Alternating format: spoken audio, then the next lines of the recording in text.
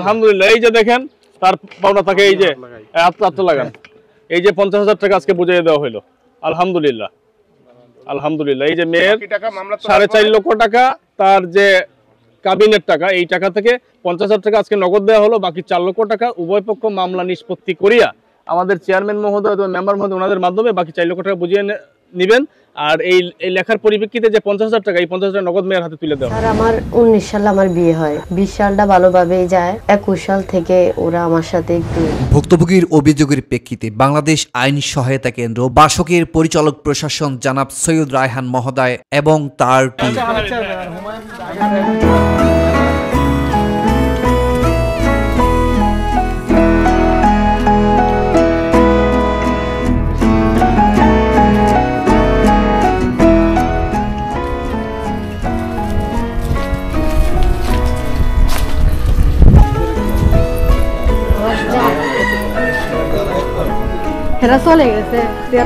বাড়িতে মা এবং ছেলের কারোই উপস্থিতি ছিল না। অভিযুক্ত ব্যক্তি জহিরুল ইসলাম এবং তার মা স্থানীয় চেয়ারম্যানের সদয় হন। আমরা চেয়েছি নিরপেক্ষভাবে মেয়েটি এবং ছেলেটির সংসার টিকে থাকুক। স্থানীয় চেয়ারম্যান এবং মেম্বারের সাথে যোগাযোগ করলে তারা নিশ্চিত করেন যে সমস্যা সমাধানের পথে তারা আসবে। অপেক্ষায় বাংলাদেশ আইন সহায়তা কেন্দ্র বাসকের পরিচালক এবং তার টিম, সাথে রয়েছেন স্থানীয় প্রশাসন।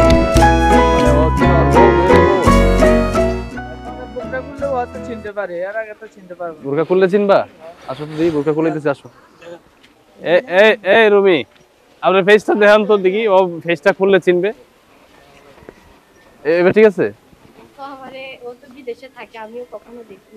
তাই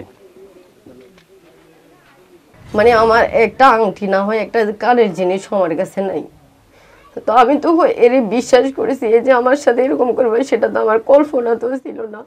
স্থানীয় প্রশাসন ও চেয়ারম্যান মেম্বারের সমন্বয়ে ঘটনার সমাধানের চেষ্টায় বাংলাদেশ আইন সহায়তা কেন্দ্র পরিচালক প্রশাসন।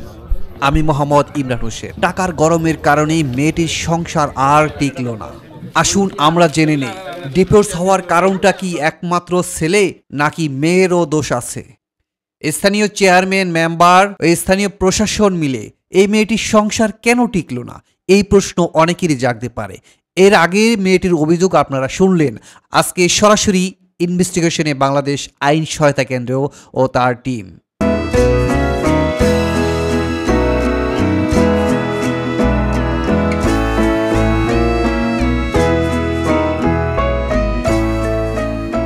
বিসমিল্লাহির রহমানির রহিম। আসসালামু আলাইকুম। আমি আসলে আজকে অবস্থান করছি, আমি কুমিল্লা জেলার নাঙ্গলকোট থানার অন্তর্ভুক্ত পেরিডা ইউনিয়ন পরিষদ নামক যে স্থানটিতে। আমি প্রথমেই কৃতজ্ঞতা প্রকাশ করবো আমাদের মাননীয় আইজি মহোদয় এবং মাননীয় পুলিশ সুপার মহোদয়, যে আজকে যে বিষয়টা আমরা এখানে এসেছি, আমাদের সংস্থায় রুমি আক্তার নামে একজন ভুক্তভোগী নারী অভিযোগ করেছেন। সেই জায়গা থেকে আমরা এখানে এসেছি বিষয়টি জানার জন্য, এবং সামাজিকভাবে বিষয়টা যদি শেষ করা যায় সেই লক্ষ্যে আমরা একটু চেষ্টা করবো ন্যায়ের পক্ষে। তো আমি একটি কথা আসলে সবসময় বলি, যেটা আসলে না বললেই নয়, যে বাংলাদেশ পুলিশ আমাদের গর্ব, আমাদের অহংকার। এই জন্য বলি, আসলে আপনারা দেখেছেন ইতিমধ্যে বাংলাদেশের প্রায় 48 থেকে 50টি জেলায় আমি কাজ করেছি, প্রায় 120টি বড় বড় প্রবলেম সলভ করেছি। সবকিছুই সকল কৃতিত্বই বাংলাদেশ পুলিশের সার্বিক ন্যায়ের পক্ষে সহযোগিতায় প্রবলেমগুলো আমি সলভ করতে পেরেছি। আমার ডান পাশে আছেন পেরিডা ইউনিয়ন পরিষদের সম্মানিত চেয়ারম্যান হামিদ ভাই, উনিও এসেছেন একটি ন্যায়ের পক্ষে বিষয়টা সমাধানের জন্য। এই জন্য ওনাকে আমি কৃতজ্ঞতা প্রকাশ করছি। আজকে বিষয়টি আমরা আসলে ক্যামেরার যে বিষয়টি, সেটা হচ্ছে স্বচ্ছতার জন্য আমরা ক্যামেরা প্রত্যেকটা জায়গায়, এবং আমরা যেসব জায়গায় আজকে অবগত আছে মাননীয় মন্ত্রী স্বরাষ্ট্র মন্ত্রণালয়, আমরা আইজি মহোদয় যেসব জায়গায় আমরা অনুলিপি দিয়েছি, আমাদের এইখানে স্পষ্ট ইলেকট্রনিক্স মিডিয়ার কথাটা উল্লেখ করা আছে। আসলে ক্যামেরা হচ্ছে স্বচ্ছতার জন্য, আমরা যে কাজগুলো করছি সেগুলো সঠিক কিনা, এটাকে আপনারা কেউই নেগেটিভলি নেবেন না। আমার কথাটা বুঝছেন? আপনারা কেউ এটাকে অন্যভাবে নেবেন, এটা স্বচ্ছতার জন্য, ভালোর জন্য, ভালো কাজের জন্য। তো বাদবাকি আমরা এখন আলোচনা করব, আমরা বিষয়টা জানবো, তারপর আপনারা আপডেট পাবেন। আচ্ছা আন্টি, আপনি একটু যদি একটু এদিকে আসলে কথা বলতে সুবিধা হইতো আর কি। আচ্ছা রুমি, শুনেন, যেটা স্বচ্ছ, যেটা সত্য, হ্যাঁ, কারণ এত কষ্ট করে ঢাকা থেকে আমরা এসেছি, এই যে এখানে প্রশাসন এত ব্যস্ত সময় এসেছেন, মাননীয় চেয়ারম্যান মহোদয় এসেছেন, আসলে আমরা অল্পতে মেইন জিনিসটুকু শুনবো। আমরা কথাকে অন্যভাবে প্রভাবিত করব না, মিথ্যার কোনো আশ্রয় নিব না। হ্যাঁ, আমি বিশ্বাস করি যে আপনি নিজেরও যদি কোনো ধরনের প্রবলেম আপনার থাকে, সেটা আপনি নিজেই বলবেন যে এই জিনিসটা আমার ভুল ছিল, তাহলে আমাদের জন্য কাজ করতে সহজ হবে। জি, বলেন আপনার কি সমস্যা বলেন তো। আসসালামু আলাইকুম সবাইকে। স্যার আমি ও গত 3 বছর আগে আসছে বাংলাদেশে। আসার পরে ওর সাথে আমার 19 সালে বিবাহ হয়। বিবাহের কিছুদিন পর ওরা আমারে অনেক রকমের, আমার শাশুড়ি আমার নননেরা অনেক রকমের ভাবে অনেক আমার পাইপ ফার্নিচারের জন্য অনেক রকমের প্রেশার দেয়। প্রেশার দেওয়ার পরে আমি আমার বাপ মারে যখন বলি, তখন আমার বাপ মা আমারে পাইপ ফার্নিচার দেয়। দেওয়ানোর পরও আমার শাশুড়ি বলে আমরা গরিব, আমরা এই হেরগোরে উপযুক্ত সম্মান করতে পারি নাই, এই অনেক খারাপ গালিগালাজ করে আর কি, কথাবার্তার মধ্যে গালি দেয়। বলেন, হ্যাঁ শর্ট করে নির্দিষ্টটুকু বলেন। তখন স্যার আমি পাইপ ফার্নিচার আনছি, এগুলা হেরগো হয় নাই। আমার শাশুড়ি আমার দাবি করতেছে প্লিজ কেন আনি নাই, চেয়ার টেবিল আনি নাই, আমার এই চেয়ার টেবিলের জন্য প্রেশার সৃষ্টি করে আর কি। পরে এক প্রকারে ওর সাথে আমার একটু ঝগড়া হয়, যেটা সত্যি, ওর সাথে আমার কথা কাটাকাটি হয়।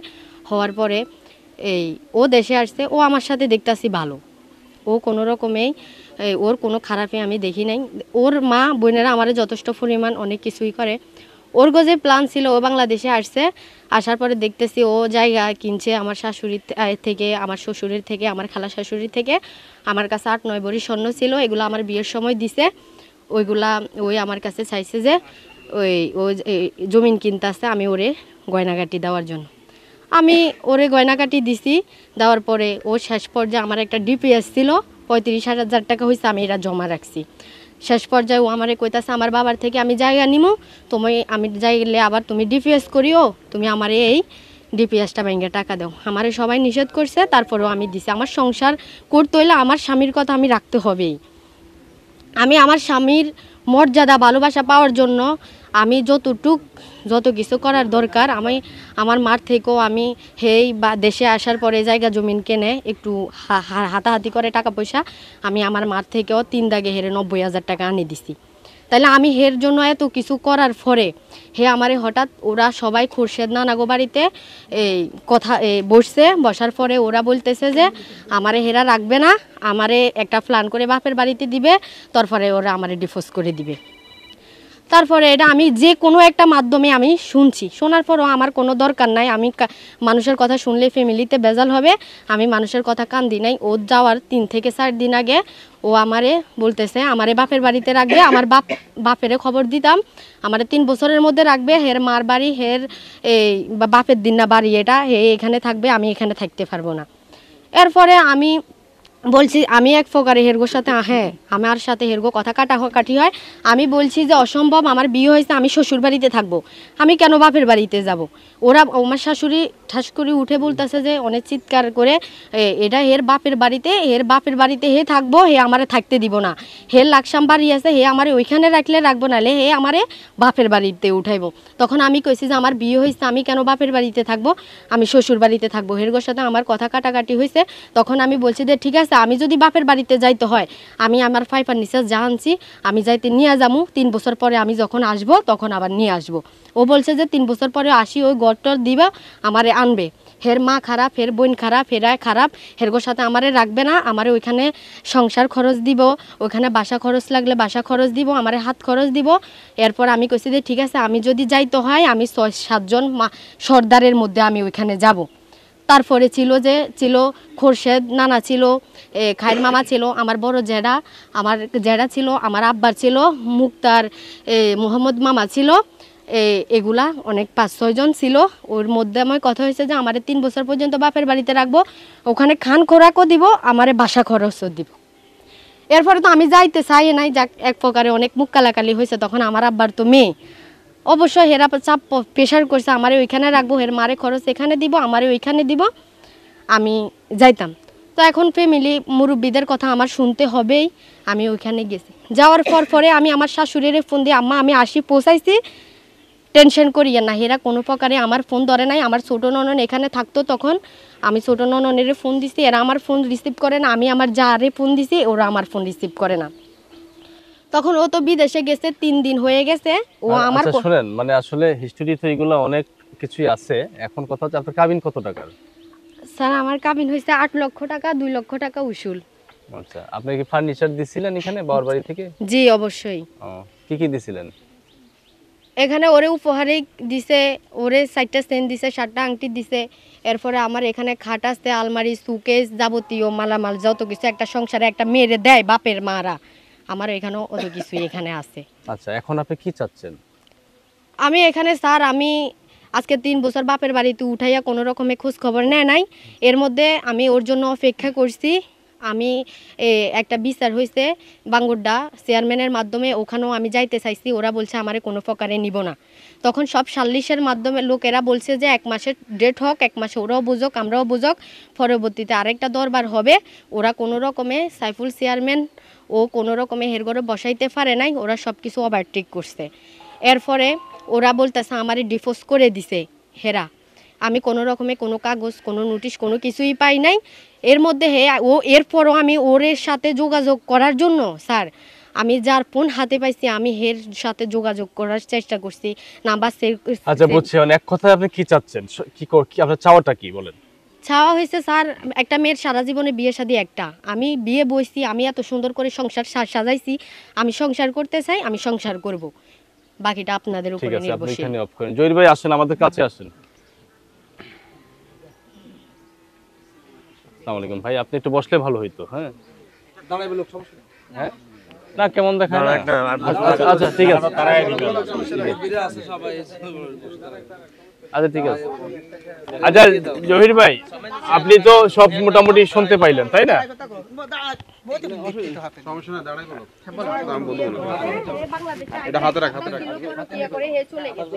আচ্ছা দাঁড়ান, আপনি অন্য প্রসঙ্গে যাব না,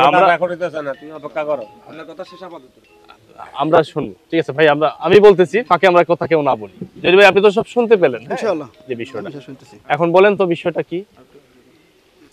এখন আমি তো বাড়িতে আসছি, এখন আমরা হঠাৎ করে আসছেন, ইউটিউবে দেখছি আমরা একটা চ্যানেল। আসলে আমি নাঙ্গলকোট থানা ওসি মাহাদয়, কুমিল্লা জেলার প্রশাসন, আবার আমার ইউনিয়ন চেয়ারম্যান, আপনি একজন গণ্যমান্য ব্যক্তি, মানবাধিকারের সংস্থা। আমি আমার ওয়াইফের সাথে সংসার করে আসছি, যখন দীর্ঘ অনেকদিন ভালোই ছিল আমার সাথে সংসার করতেছে, করার পরে মাঝখান দিয়ে আমার সাথে কথাবার্তার ব্যালেন্স এক টাইম খারাপ করতেছে, এক টাইম ভালো করতেছে। আমার মার সাথে অল টাইমে খারাপ। আমার মারে তুই তাইসা কোনো কথা বলে নাই, কোনো দিনও না। মা বলি তো সব দেয় নাই। প্রথম 2-4 মাস মায়ে ডেকছে, পরবর্তীতে আমার মার সাথে অনেক খারাপ ব্যবহার করতেছে। তো আমি বলছি আমার শ্বশুর, আমার শাশুড়ি, আমার মামা শ্বশুর ডাকছি যে আপনারা আইয়েন। আমার বাইরেও অনেকবার বিচার করছি। আমার বাইরে ভাই আমার চাচা শ্বশুরের বাসায় গেছে, যাওয়ার পরে আমার বাইরে ভাই, আমার চাচা শ্বশুর, আমার শাশুড়ি, আমার শ্বশুর যায় নাই অবশ্য, আমার ওই মুক্তিয়ার মামাসহ ওখানে বসছে, ওখানে একটা শালির দরবার করছে যে আজকের পরে থেকে যদি এই মেয়ে কোনো খারাপ ব্যবহার করে আপনার এই মেয়েরে তারা দেবেন। পরে এরকম মাধ্যমে বা আমার বাইরে ভাইয়ের মাধ্যমে, চাচা শ্বশুরের মাধ্যমে আমরা আবার নিয়ে আসছি। আনার পরে চলতেছে ভালোই। থাকার পরে আমি হেরে রাখা সংসার করছি প্রায় 1 বছরের মতো। পর আমি বিদেশ চলে গেছি, বিদেশ থেকে আবার আসছি। না, বিদেশ থাকা অবস্থায় আমার কাছে ফোন করছে, ওদের আবার ঘর নাই। আমি যখন বিয়ে করি ওদের ঘর নাই, বাড়ি নাই, ওরা বাংলাটা বাসায় থাকে। আর আমি যখন আসছি শাশু শ্বশুরের বাসায় থাকতাম, তা আমি তার জানতাম না এগুলো। আমি কইছি আমি এরকম মেয়ে দেখে বিয়ে করছি, আমি এরকম ঘর দুয়ার বিয়ে করিনি। ভালো, এরকম ঘর দুয়ার দেখে বিয়ে না, আমি মেয়ে দেখে বিয়ে করছি, মেয়ে দেখে আমি নিয়ে আসছি। পরে আমার ওয়াইফে আমার কাছে মাঝে মধ্যে বলে আমার আব্বার এই হয়েছে, এই হয়েছে, আমার আব্বার ঘর দুয়ার নাই, তুমি যদি ফার হইতে সহযোগিতা করো। তা আমি কিছু অসুবিধা নাই, করলাম, সমস্যা কি? হে আমার শ্বশুর, তুমি আমার ওয়াইফ, হে আমার বাপের মতো, তোমার বাপ কি আমার বাপ কি, আমি সহযোগিতা করি না আমার শ্বশুরে, করলে সমস্যা কি? তখন আমি 2 লক্ষ টাকা আমার শ্বশুরের অ্যাকাউন্টে আমি পাঠাইছি।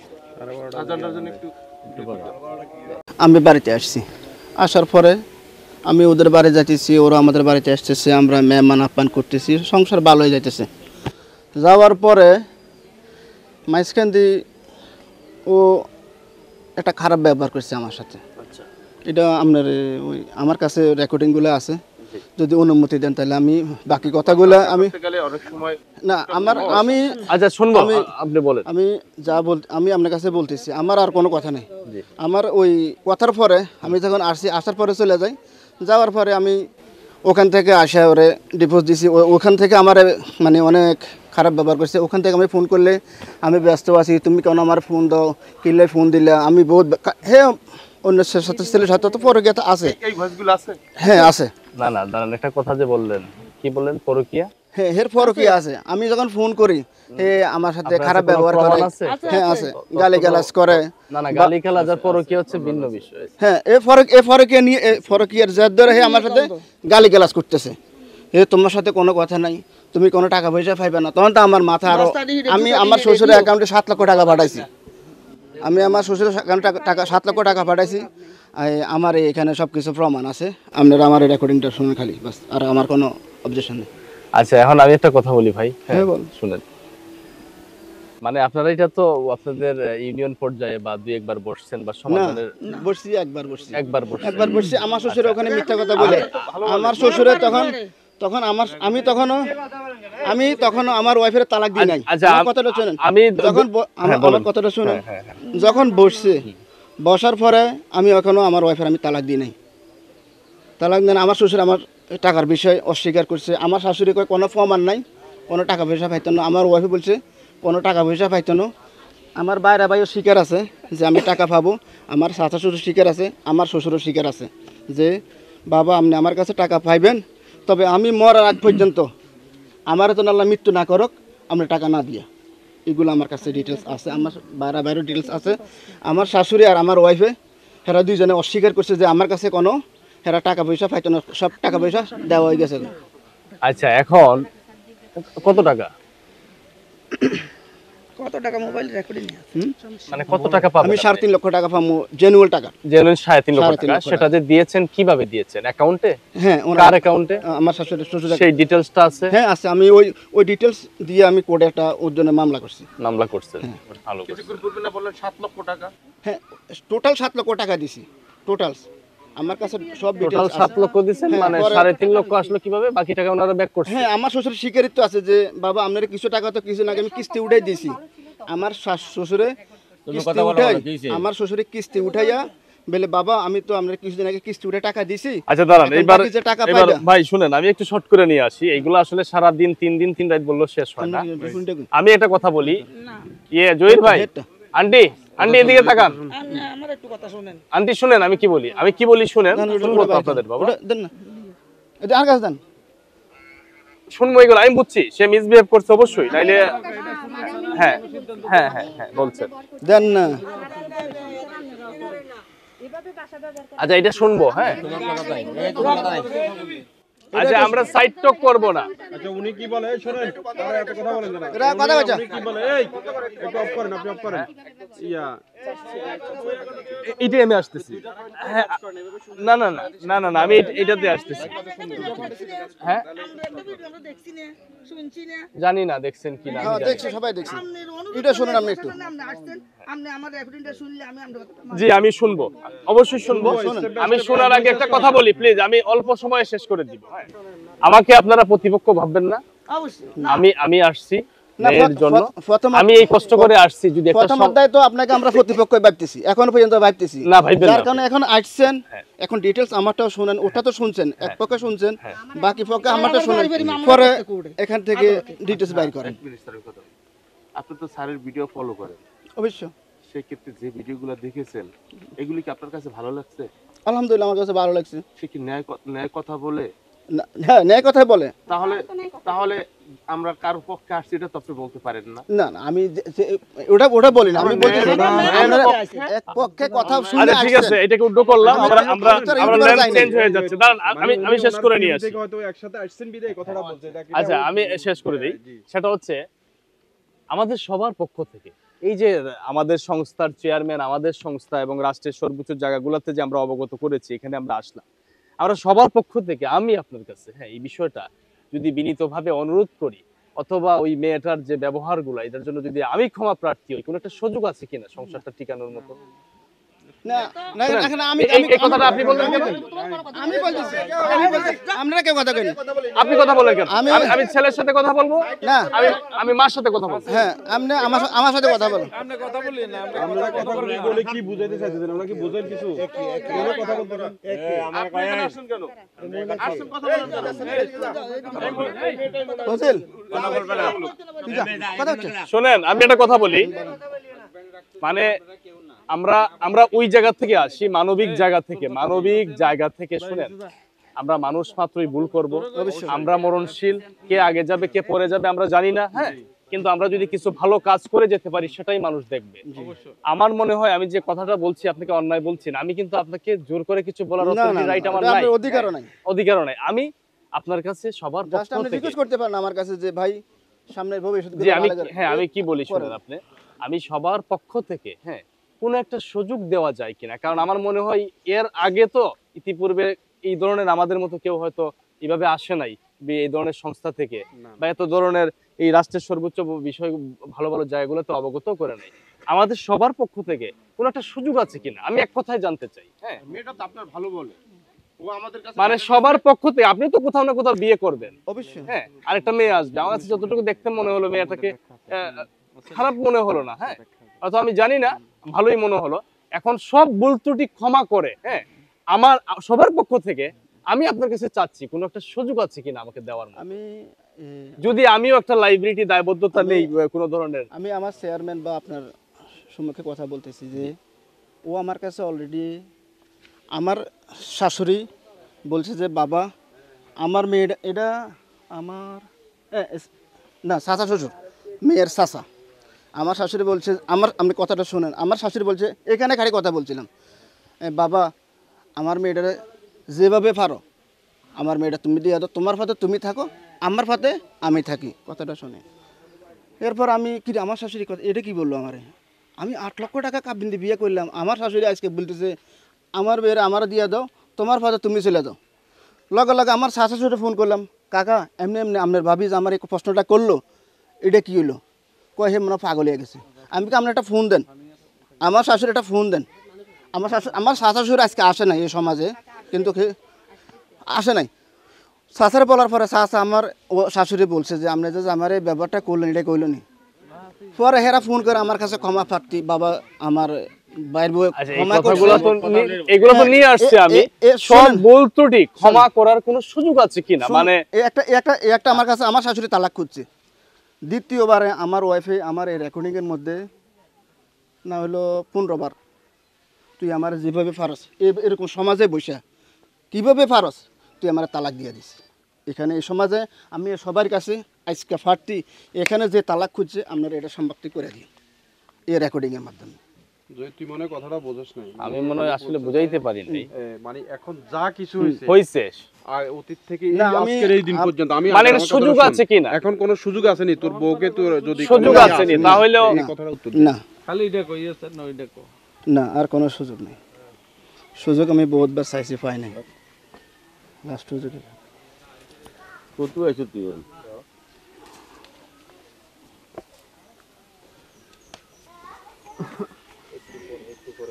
মেয়ে এবং ছেলে যদি এই যে কথাবার্তা বলে আমরা তো এগোতে পারি না, মেয়ে ছেলে যদি বেঁচে বলে যে আমরা ঘর করবো না, আর সে যদি বলে আমি নেবো না বা এই যাবে না, আমাদের করার তো আর কিছু নেই।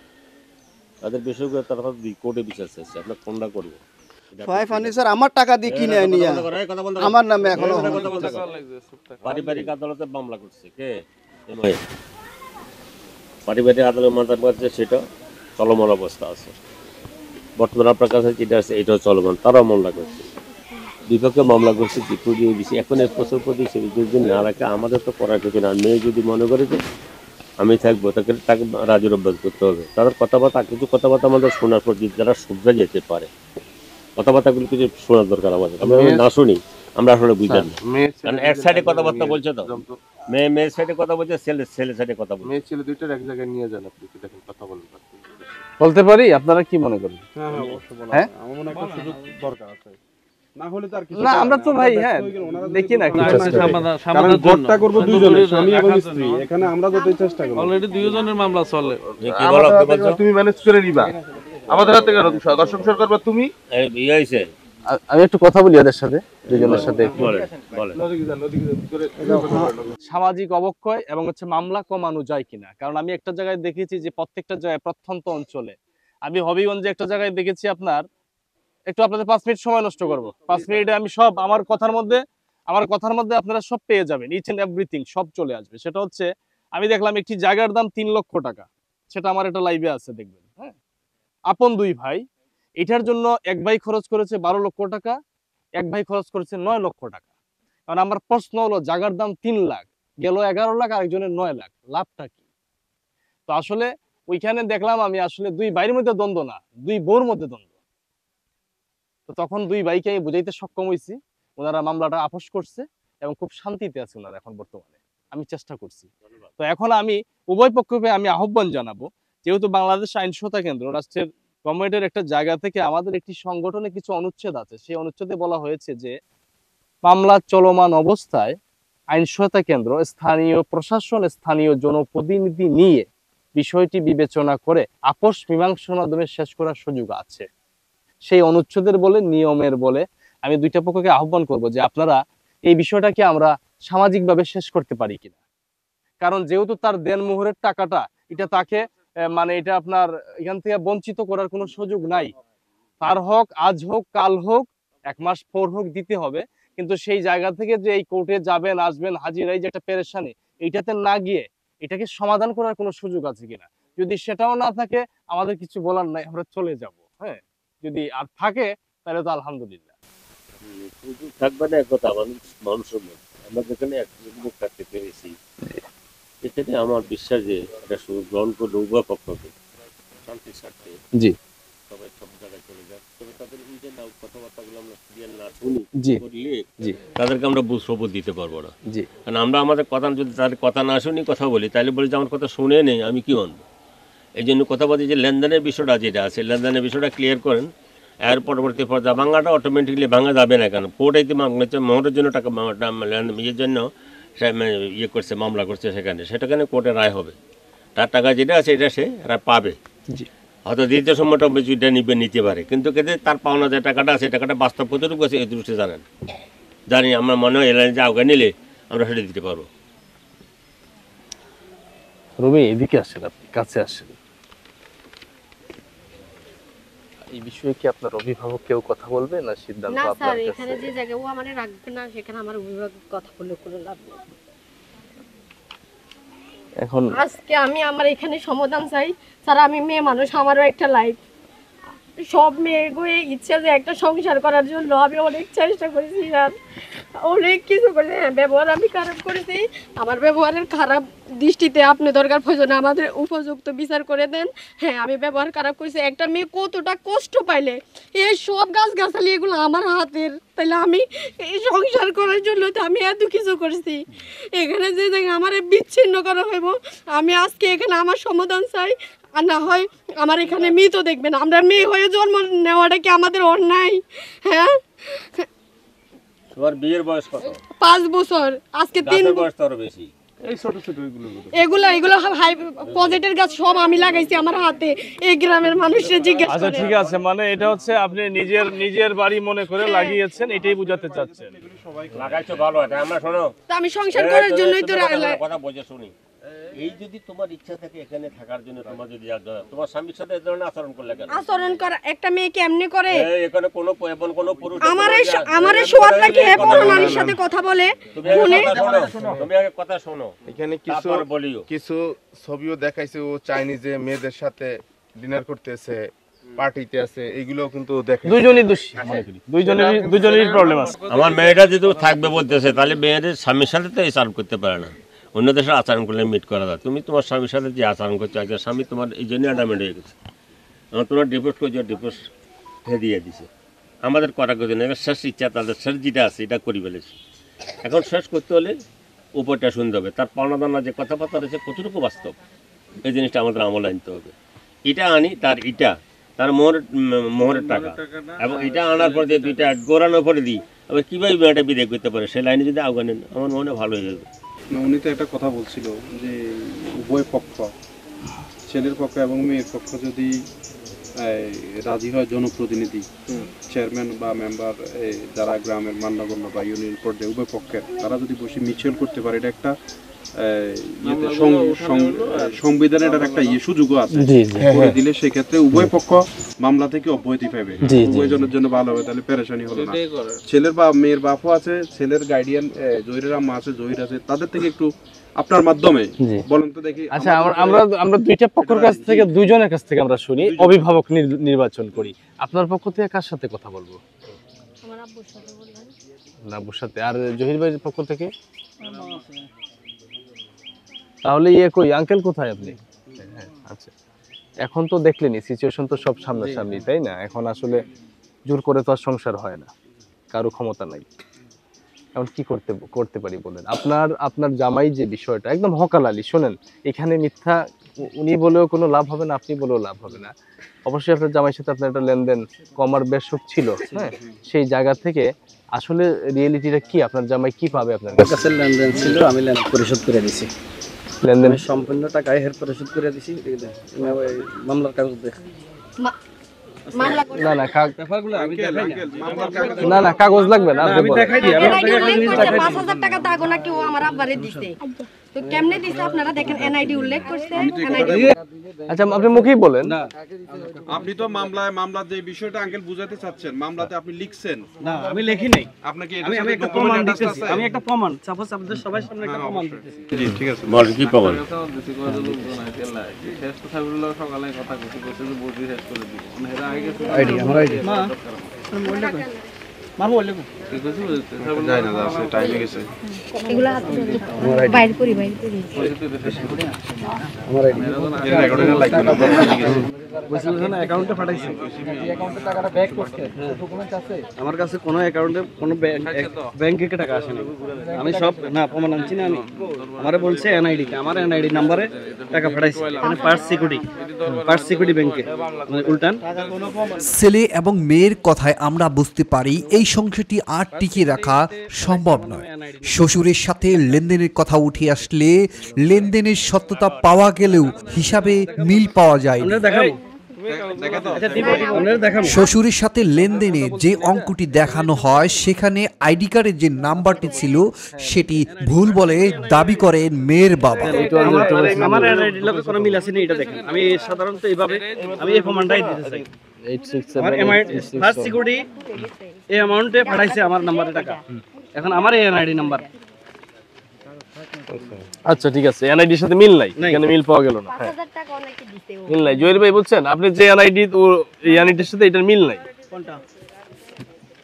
এই যে এখানে যে এনআইডিটা উল্লেখ করা আছে, এটা তো কোডে আছে। আমি আমার যে আইনজীবী রাখছি, কোড রাখছি, কোডে লয়ার রাখছি। মামলা মেয়ের বাবা করছে, মেয়ের পক্ষে, আর ছেলের পক্ষে করছে।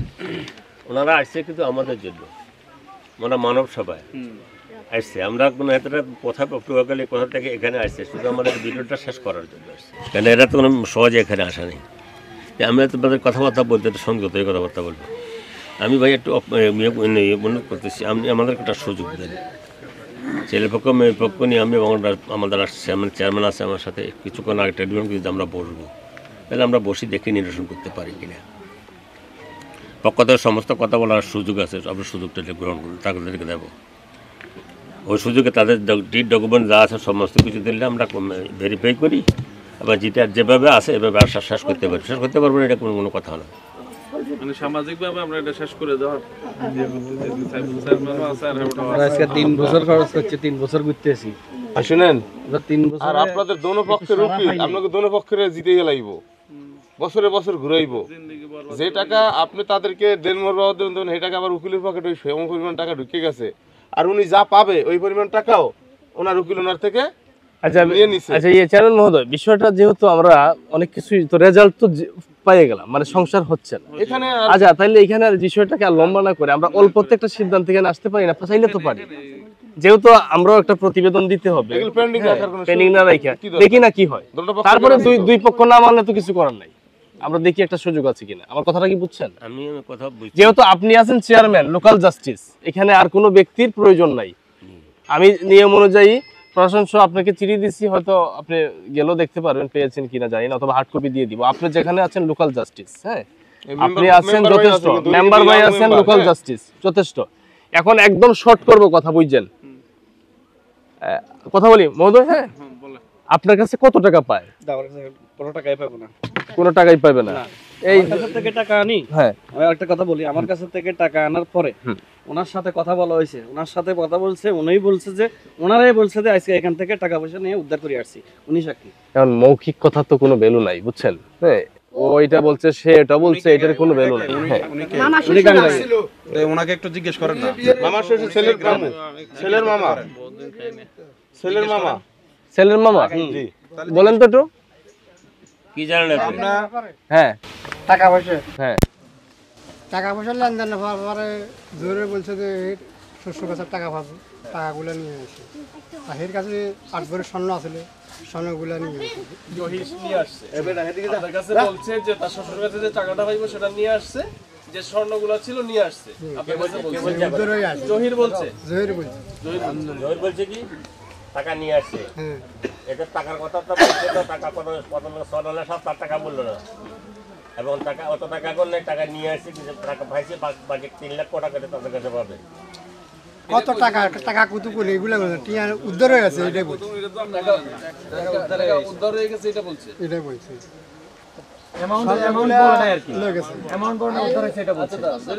আপনি কি বলছেন? আমার শ্বশুর কথাটা শুনুন। মানে শর্ট করে বল। হ্যাঁ, আমি কথা আমি যখন আমার ওয়াইফের যখন আমার কাবিন আমার স্বর্ণ গয়না চুরি করে আমি বাড়ি থাকা অবস্থায় সকালবেলা চলে গেছে। না না, চুরি করে যায় না, বলেন। চুরি করে গেছে।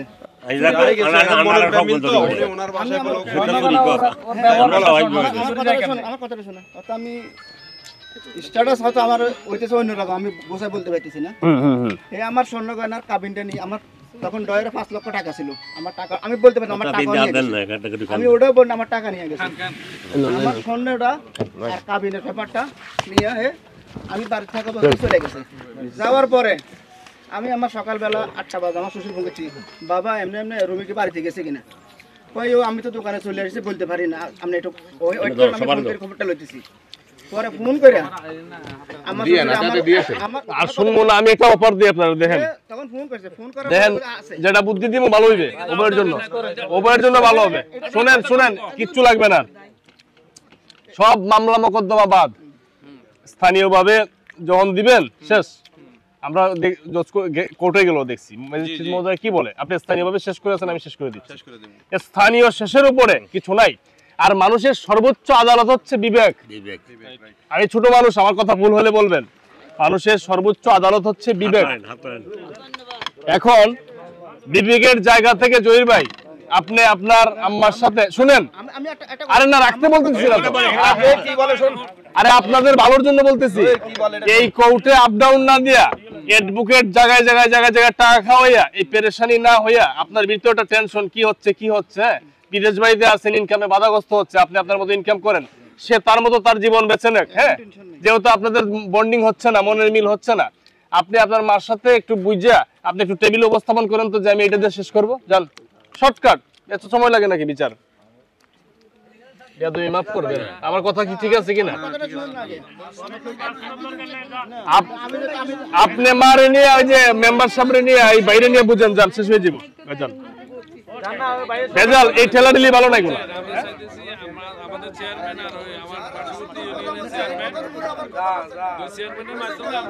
আর কিচ্ছু লাগবে না, এক চেয়ারম্যান তো আছে না, এরা যেহেতু আছে, আর কিচ্ছু লাগবে না। কেন লেনতে হবে? আমার চেয়ারম্যান একটু সুযোগ নেন ভাই, শেষ করে নেব। বড় বড় মামলা শেষ হয়ে যায় 5 মিনিট, এটা তো সময় লাগবে নাকি? আমি আসবো ভাই, এই ভাই আমি আসবো, সুবিধা হবে। আলহামদুলিল্লাহ আলহামদুলিল্লাহ আলহামদুলিল্লাহ। আজকেও মানবতার উজ্জ্বল দৃষ্টান্ত স্থাপন করেছেন বাংলাদেশ পুলিশ, মাননীয় পুলিশ সুপার মহোদয় কুমিল্লা, মাননীয় অফিসার ইনচার্জ নাঙ্গলকোট থানা, এবং জননন্দিত চেয়ারম্যান, আমার শ্রদ্ধাভাজন ব্যক্তিত্ব, আমার অভিভাবক। আমরা দীর্ঘদিনের একটি মামলার অবসান আজকে হতে যাচ্ছে। এই পৃথিবীতে দেখেন, আসলে মনের মিল না হলে জোর করে সংসার হয় না। কিন্তু যে মামলা চলমান ছিল, সেই জায়গা থেকে মেয়ের বাবা আছেন এখানে, অভিভাবক, মেয়ে উপস্থিত আছে, মেয়ের আরো অভিভাবক আছেন, ছেলের অভিভাবক এখানে উপস্থিত আছেন। আমরা যখন সমঝোতায় যাই তখন কিন্তু কিছু কম বেশের একটা বিষয় থাকে, উভয়ের মিলের জন্য আমরা আজকে একটা সিদ্ধান্ত এখানে আসছি 4.5 লক্ষ টাকা মেয়েকে ছেলের পরিবার দিয়ে দিবে, এটার ভিতরে আমরা বিষয়টা শেষ করতে পারছি। এবং এই বিষয়টা মেয়ের বাবা অভিভাবক আপনি কি মেনে নিয়েছেন? আপনি মেনে নিচ্ছেন? আপনাকে কেউ কোন ধরনের প্রভাব দেখাইছে, জোর করছে বা জোরে মানাইছে? আপনি নিজ স্বেচ্ছায় মেনে নিচ্ছেন? এই জহির ভাই কই?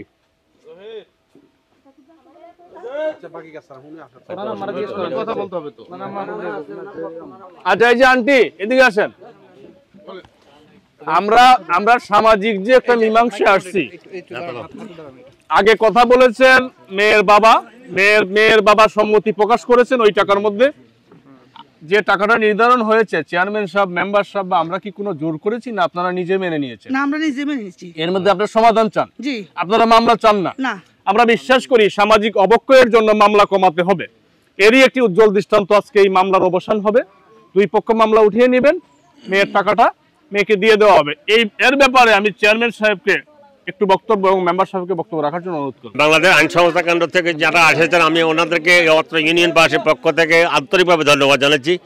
আমাদের একটা বিরোধ সুন্দরভাবে আমরা নিষ্পত্তি করতে পেরেছি। ওনারা যদি না আসতে আজ আমরা একাত্রিত হতাম না। ওনাদের কারণে আজ আমরা একাত্রিত হতে পেরেছি এবং বিরোধটা শেষ করতে পারছি। এই জন্য সবাইকে আন্তরিকভাবে ধন্যবাদ। যারা ঢাকা কুমিল্লা থেকে বিভিন্ন পর্যায়ে যোগদান আসছেন, আমাদের থানার পাহাড় বিয়ের থেকে আসছেন, আমি সকলকে আন্তরিকভাবে অত্র ইউনিয়ন পার্টির পক্ষ থেকে ধন্যবাদ জানাই। আমি আমার বক্তব্য এখানে শেষ করছি। খোদা হাফেজ। আসসালামু আলাইকুম ওয়া রাহমাতুল্লাহি ওয়া বারাকাতুহু। একটু কথা বলেন। বিসমিল্লাহির রহমানির রহিম। আসসালামু আলাইকুম। আসলে আজকে দীর্ঘদিনের একটা উভয় পক্ষের মামলা নিয়ে জহির এবং তার ওয়াইফের যে বিরোধ ছিল, উভয় পক্ষে মামলা করছে। অনেক দিন পর্যন্ত ওরা ক্ষতিগ্রস্ত হয়েছে। হিউম্যান রাইটস থেকে ঢাকা থেকে আমাদের সৈয়দ রাহান ভাই আসছে, ওনার সহযোগী সহকারে সকলকে আমি আমার ওয়ার্ড তথা আমার ইউনিয়নবাসীর পক্ষ থেকে অসংখ্য ধন্যবাদ জানাই। সেই সাথে আমাদের কুমিল্লার সুপার এবং কি আমাদের থানার ওসি, সাথে আমাদের নাঙ্গলকোট থেকে আসছে আছে আলামিন ভাই সহ আজকে সবাই সহযোগিতার কারণে আমরা এই জিনিসটা সুন্দর এবং কি সুষ্ঠু উভয়জনের সম্মতিক্রমে আমরা আজকে এই জিনিসটা সমাধান করতে পারছি। দেখা যাচ্ছে যে আমরা যদি জহিরের যে ছিল অনেক টাকা পয়সার জহিরের লেনদেন ছিল, জহিরের শ্বশুরের নিচে, এইভাবে তাদের একটা ভালো বন্ধন ছিল, কিন্তু জানি না হয়তো আল্লাহর কোন ইচ্ছায় কি কারণে আজকে এই অবস্থান তৈরি হয়েছে। আমরা সর্বোচ্চ চেষ্টা করছি ফ্যামিলিটাকে জোড়া লাগানোর জন্য, কিন্তু দেখা যাচ্ছে স্বামী স্ত্রী উভয় যদি একমত না হয় সেই ক্ষেত্রে কারোর ক্ষমতা নেই। আল্লাহর বিধান বিবাহকে যেমন বৈধ করে দিছে, ডিভোর্সটাকেও আল্লাহ বৈধ করে দিছে। তারপরেও আমাদের ডিভোর্সটাকে আমরা একটু সমর্থন করি না, এটা মানবিক দিক বিবেচনার কারণে। যাই হোক, আজকে আমরা এটা 4.5 লক্ষ টাকার ডিগ্রির উভয় পক্ষ মানিত হওয়ার কারণে এটা আমরা শেষ করছি। আপনাদের সবাইকে অসংখ্য ধন্যবাদ।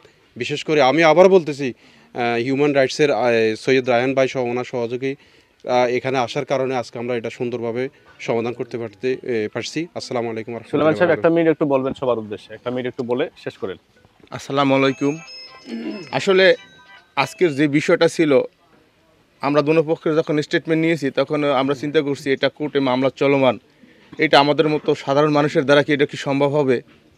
এখানের যারা স্থানীয় জনপ্রতিনিধি আছেন এরা অত্যন্ত ভালো মানুষ, এদের সার্বিক সহযোগিতায় এবং সারা বাংলাদেশের মানুষের দোয়ায় আলহামদুলিল্লাহ আমরা এটা শেষ করতে পেরেছি। আমরা সবাই আলোচনা সাপেক্ষে যে সিদ্ধান্ত উপনীত হয়েছি, বাদী বিবাদী ছেলের পক্ষ মেয়ের পক্ষ এরা সাদরে গ্রহণ করে নিয়েছে। জহির ভাই, আমরা যে সিদ্ধান্তটা নিয়েছি এটা আপনি মেনে নিয়েছেন ইনশাআল্লাহ? জি। আপনার 8 লক্ষ টাকা কাবিন, 2 লক্ষ টাকা উসুল, 6 লক্ষ টাকা পাওনা, সেখান থেকে আপনি 4.5 লক্ষ টাকা দিয়ে দিবেন আপনার ওয়াইফকে। এখন তার ওয়াইফ নেই, যেহেতু ডিভোর্স হয়ে গেছে, মামলা তারা তুলে নিবে। আর স্যার কি স্যার বলবেন? জি না, পাওনা জানা সুদ করে পরে 4 লক্ষ টাকা, 4.5 লক্ষ টাকা। হ্যাঁ, সৈয়দ ভাই একটা ডিগ্রি দিয়েছে, সবাই মিলে 4 লক্ষ টাকা ডিগ্রি দিতে, আমি একমত সবার সাথে। আলহামদুলিল্লাহ। আচ্ছা, তাহলে শেষ করে দেন। আচ্ছা, এখন এই আজকের মতো আমরা এখানে বিদায় নিলাম। আসসালামু আলাইকুম। সত্যতা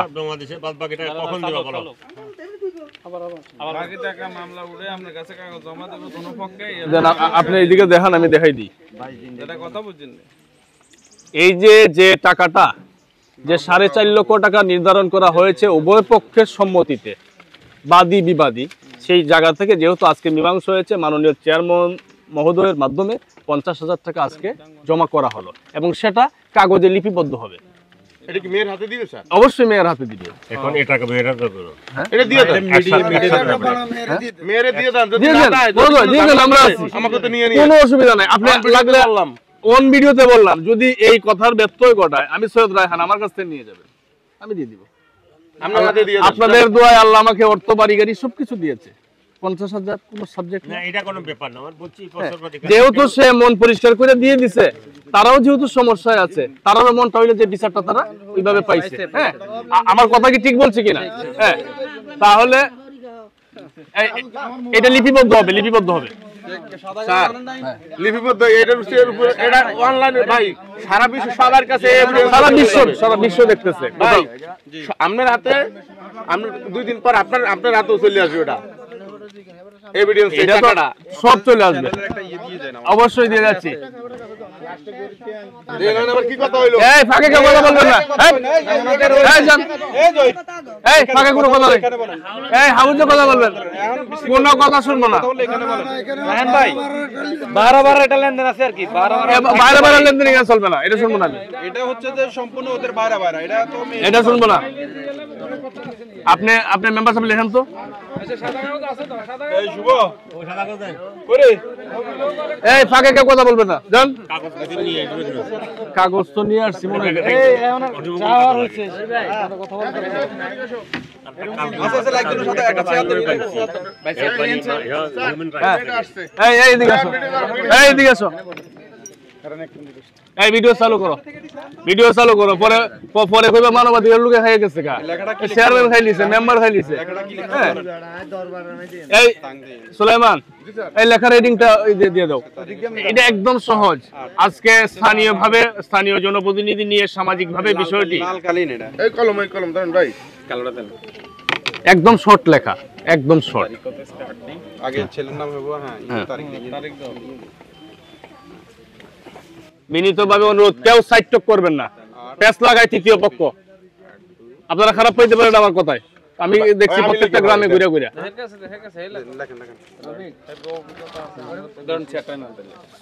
না লাগবে তো, না না না, সাহেবের ডাইরেক্ট লাগবে, সিল চপ্পল ছাড়া আমরা কিন্তু এটা গ্র্যান্টেড করব। আমরা বুঝি এটা।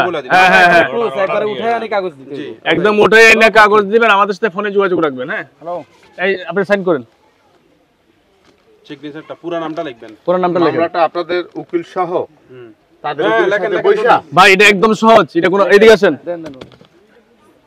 এই ক্যামেরা ধরো। হ্যাঁ, টাকা আছে, টাকা। আপনার পুরো নাম লেখেন, যেটা জন্ম নিবন্ধন, আপনার আইডিতে কি আছে? আইডি হয় না, জন্ম নিবন্ধন। জি যেভাবে আছে হ্যাঁ, আপনার নিজের হাতে এখানে তারিখ লেখেন, নিজের হাতে। এনে নিয়েছিলেন 50,000 টাকা বুঝি পেলেন? না না না, আরে না, এটা লেখা লাগবে। আপনারা দেখেন না কি করি। 2024 এইখানে 1 নম্বরে সাক্ষীতে আসেন মেয়ের বাবা। মেয়ের বাবা কই? আসেন, দেন, আপনি দেন। 2 নম্বরে ছেলের মাটা নেবেন। হ্যাঁ হ্যাঁ, 2 নম্বরে ছেলের মা আসেন, আন্টি আসেন, আন্টি আসেন। একটা চেয়ারম্যান মেম্বার আপনার শেষ। আচ্ছা এই দাঁড়ান, এই রুমি কই? এদিকে আসেন, ক্যামেরাটা ধরেন। চেয়ারম্যান মহোদয়, আপনার হাতটা দেন, আপনার রহমতের হাতটা দেন আমার কাছে। এইদিকে আসেন, পরে হইবেন মানবাধিকার লোক লয়ে গেছে। আলহামদুলিল্লাহ, আলহামদুলিল্লাহ। এই যে দেখেন তার পাওনা থাকে, এই যে হাতটা লাগান। এই যে 50,000 টাকা আজকে বুঝিয়ে দেওয়া হইলো, আলহামদুলিল্লাহ, আলহামদুলিল্লাহ। এই যে মেয়ের 4.5 লক্ষ টাকা, তার যে কাবিনের টাকা, এই টাকা থেকে 50,000 টাকা আজকে নগদ দেওয়া হলো। বাকি 4 লক্ষ টাকা উভয় পক্ষ মামলা নিষ্পত্তি করিয়া আমাদের চেয়ারম্যান মহোদয় অথবা মেম্বার মহোদয় ওনাদের মাধ্যমে বাকি 4 লক্ষ টাকা বুঝিয়ে নেবেন। আর এই লেখার পরিপ্রেক্ষিতে যে 50,000 টাকা, এই 50,000 টাকা নগদ মেয়ের হাতে তুলে দেওয়া হলো। আলহামদুলিল্লাহ। খালা আসেন, এখানে এটা সাইন দেন। ওইটা না, 2 নম্বরে দেন।